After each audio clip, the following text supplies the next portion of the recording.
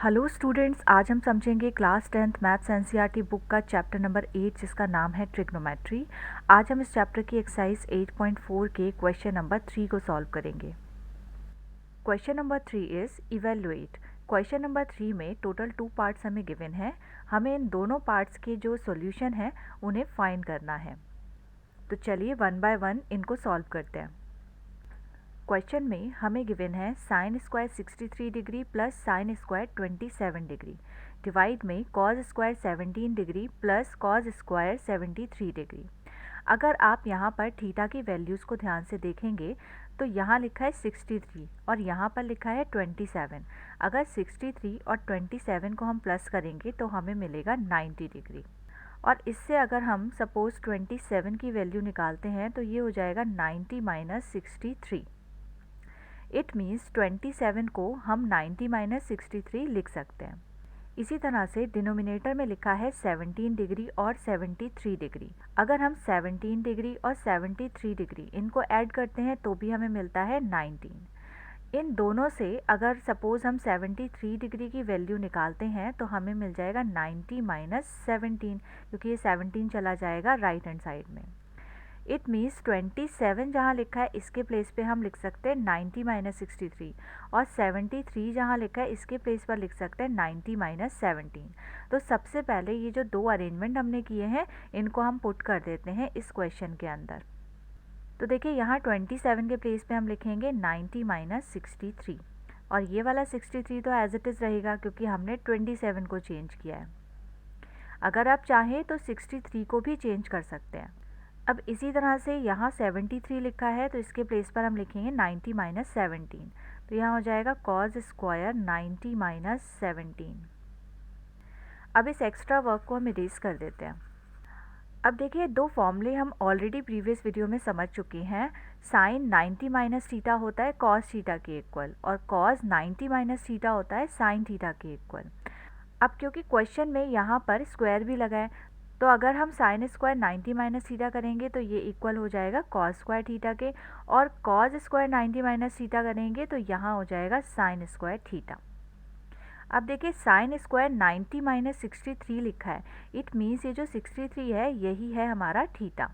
तो sine square 90 minus 63 को हम लिख सकते हैं कॉस स्क्वायर थीटा। थीटा के प्लेस पे हम लिखेंगे 63। तो यहाँ हो जाएगा कॉस स्क्वायर 63 डिग्री।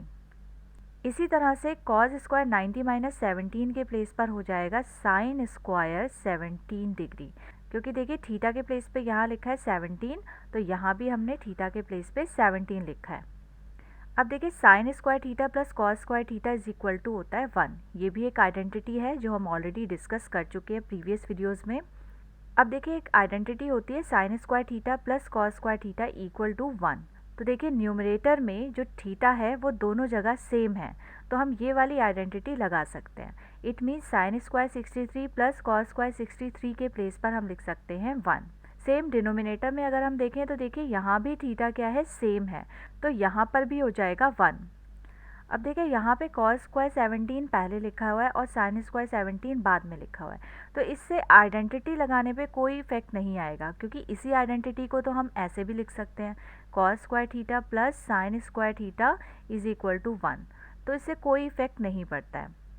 अब हम 1 को 1 से अगर डिवाइड करेंगे तो हमें मिल जाएगा 1 और यही होगा इस वाले पार्ट का आंसर। चलिए अब पार्ट 2 सॉल्व करते हैं। Part 2 is sine 25 degree cos 65 degree plus cos 25 degree sine 65 degree. अब अगर हम 25 और 65 को ऐड करें तो हमें मिल जाएगा 90। इससे अगर हम 65 की वैल्यू निकालेंगे तो ये हो जाएगी 90 माइनस 25। अब इस अरेंजमेंट को हम इस क्वेश्चन में जहाँ भी 65 आ रहा है उधर पुट कर देंगे।